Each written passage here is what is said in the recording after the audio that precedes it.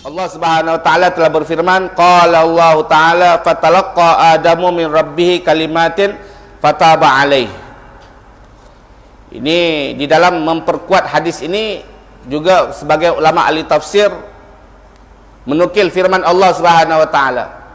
Kan ada dalam Al-Quran Allah berfirman, fatalaqqa Adamu min rabbih kalimatin fataba alaih. Maka setelah Nabi Adam berdoa, bertaubat kepada Allah atas dosa menurut beliau, tapi dalam akidah itu bukan dosa. Hanya namanya saja dosa, ismul ma'siyah. Tapi kita tidak boleh beriktikad Nabi Adam bermaksiat. Tapi kita kena sebut ini namanya saja dosa, nama, sebab Allah sebut dalam Al-Quran sebagai dosa, tapi sebenarnya bukan dosa. Satu hikmah yang luar biasa. Dia merasa dosa, maka dia mohon ampun sama Allah. Berdoa, belum dikabulkan oleh Allah akan pengampunannya. Tiba-tiba Allah wahyukan kepada beliau sebuah doa. Al-Quran beritahu, fatalaqqa Adamu min rabbih kalimatin. Maka Adam pun menerimalah wahyu tersebut daripada Allah akan beberapa kalimat, beberapa doa, yang mana dengan berkat dia baca doa itu, taba alaih, Allah ampunkan segala kesalahan beliau. Allah bagi taubat kepada Nabi Allah Adam. Ini ayat Quran sebut. Tapi dalam Al-Quran tak bagi tahu ayat apakah itu, doa apakah itu yang dibaca, doa hebat apakah yang dibaca oleh Nabi Adam sehingga Allah bagi taubat kepada beliau. Tak disebut. Ulama tafsir bertugas. Maka mereka mengimpulkan beberapa riwayat. Ibnu Abbas berpendapat ayat itu adalah Rabbana zalamna anfusana wa illam taghfir lana wa tarhamna lanakunanna minal khasirin. Ini pendapat Ibnu Abbas. Doa yang dibaca. Karena itu kalau kita merasa kita banyak dosa, banyak-banyak baca itu, Rabbana zalamna anfusana, wahai Allah, kami menzalimi diri kami. Kalau kau tak ampunkan kami pasti menjadi orang yang akan rugi. Itu menurut Ibnu Abbas. Tapi menurut ulama lain, tidak lain dan tidak bukan, ya Allah, aku bertawassul kepada Nabi Muhammad sallallahu alaihi wasallam, ampunkan kesalahan aku.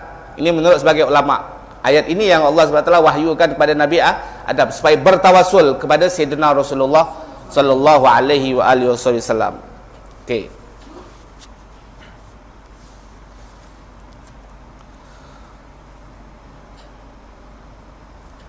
Ini yang kita bahas tentang bertawassul kepada Nabi sallallahu alaihi wasallam. Setelah baginda wafat boleh. Setelah baginda hidup, ketika baginda hidup pasti boleh. Bahkan sebelum baginda dilahirkan pun boleh. Setelah Rasulullah wafat boleh. Kenapa? Karena dikiaskan dengan sebelum Rasulullah SAW wujud. Sebab sebelum Rasulullah lahir dengan setelah Rasulullah wafat ada beza? Tak ada beza. Ketika Rasulullah masih hidup, kita boleh melihat zat Nabi dan baginda telah lahir. Setelah Rasulullah wafat, ada lagi zat baginda di sini? Tak ada. Kehidupan beliau, kehidupan duniawi ada? Tak ada. Sebelum Rasulullah lahir, zatnya belum ada. Kita tak tengok zat Nabi sebelum Rasulullah lahir. Kehidupan duniawinya ada? Tak ada juga. Berarti kan sama tu. Sebelum lahir dengan setelah kewafatan kan sama. Dalil-dalil yang disebut oleh ulama tentang tawassul Nabi Adam adalah ketika Nabi SAW belum dilahirkan. Bermakna sama tak dengan setelah Rasulullah wafat? Berarti sama. Maka kalau Nabi Adam boleh tawassul sebelum Rasulullah lahir, kenapa kita tak boleh tawassul kepada Nabi setelah Rasulullah wafat? Sama aja kok situasinya itu. Okay.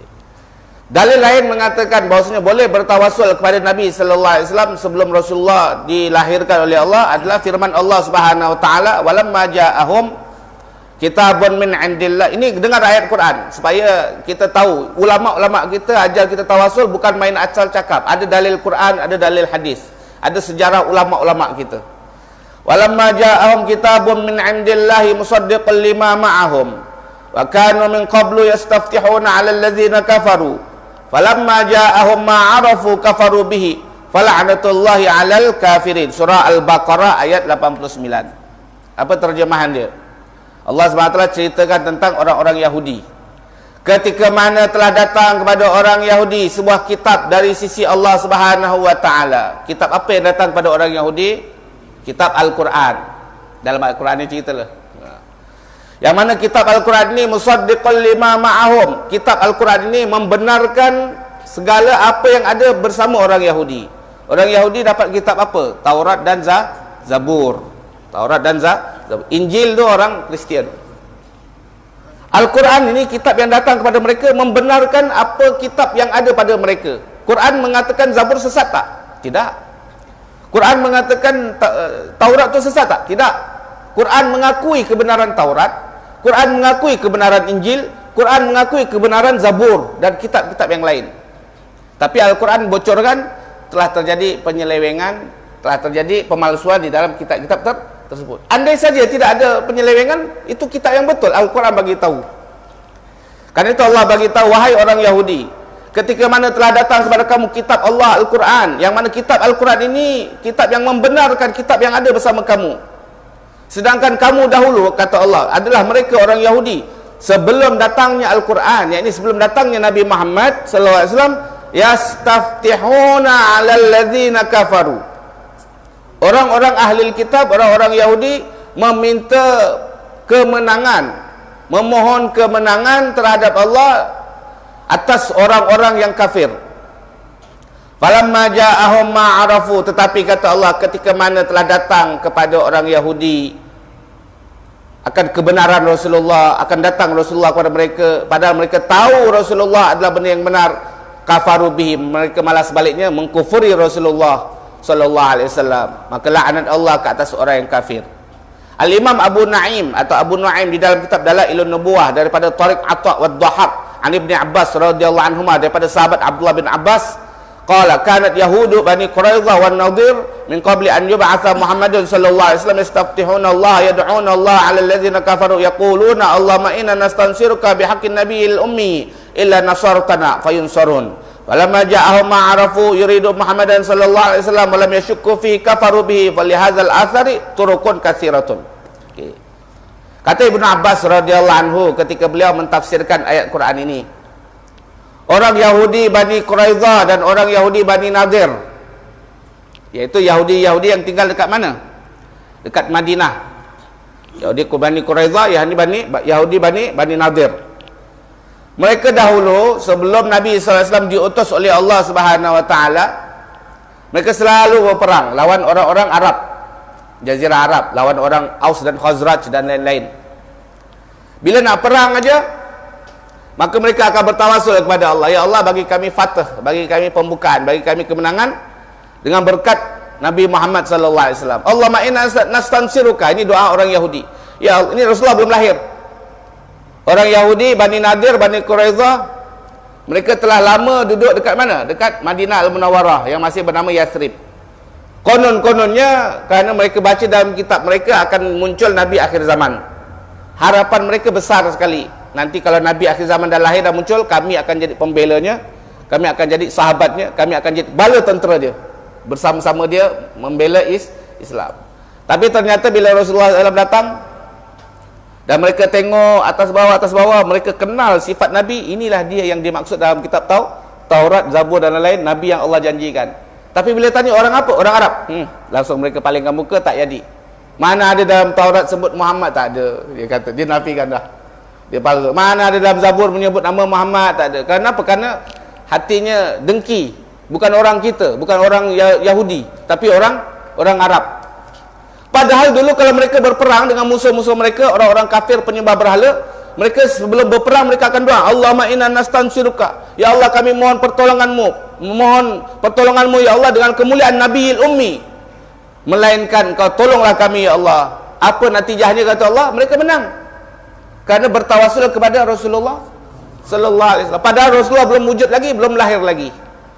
Tapi Allah nak bagi mereka ingat balik, orang Yahudi Mekah, orang Yahudi Madinah, kan dah datang kepada kamu Rasulullah SAW, yang mana aku dah bagi tahu dalam Taurat, aku dah bagi tahu dalam Injil, aku dah bagi tahu dalam seluruh kitab-kitab. Kau kenal dia betul-betul, ciri-ciri dia adalah Nabiyul Ummi. Kenapa kamu tidak beriman kepada dia? Padahal dulu orang inilah yang dulu sebelum dia lahir kamu memohon kepada Allah dengan berkat dia, ternyata aku bagi pertolongan kepada kamu. Kau bertawasul dengan dia dulu. Tapi mentang-mentang dia bukan orang Arab, dia dah datang kamu mentolak dia, kata Allah Subhanahu wa Ta'ala. Allah marahkan orang Yahudi. Ini orang tak boleh pakai betul. Dulu sebelum Rasulullah SAW datang, kau mendamba-dambakan kedatangan Muhammad. Sampai kau kalau ada masalah apa saja kau mohon sama aku, kata Allah, kau bertawasul dengan nama Muhammad, aku bagi kau, kerana kau tawasul dengan Muhammad SAW. Tapi bila Muhammad SAW datang, kau tolak dia mentah-mentah. Ini apa perangai, kata Allah Subhanahu wa Ta'ala. Kita pun kadang-kadang macam tu juga. Kadang-kadang kita mendamba-dambakan sesuatu benda, mendamba-dambakan sebelum dapat. Bila dah dapat, kita tendanglah orang ni. Betul tak? Macam ada orang nak kahwin kan, betul tak? Oh, mengendamba-dambakan, betul. Kalau boleh lah aku dapat anak Ustaz Rashid lah, contoh kan. Ni budak-budak ni punya hati Ustaz, betul tak? Contoh.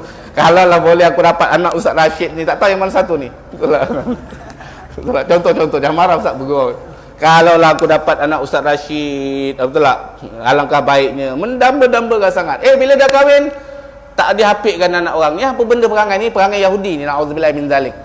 Perangai Yahudi. Jangan main-main ini. Orang Yahudi dulu mendamba-dambakan Rasulullah. Sampai kalau ada hajat, ya Allah bantulah kami ya Allah dengan berkat Nabiul Ummi. Padahal Nabi belum lahir. Bila Nabi datang bawa Al-Quran, yang mana Quran ini membenarkan segala ajaran Taurat dan Zabur, mereka mengkafiri Rasulullah SAW. Perangai tak betul ini, kata Allah Subhanahu wa Ta'ala. Jangan sampai, okey, insya-Allah.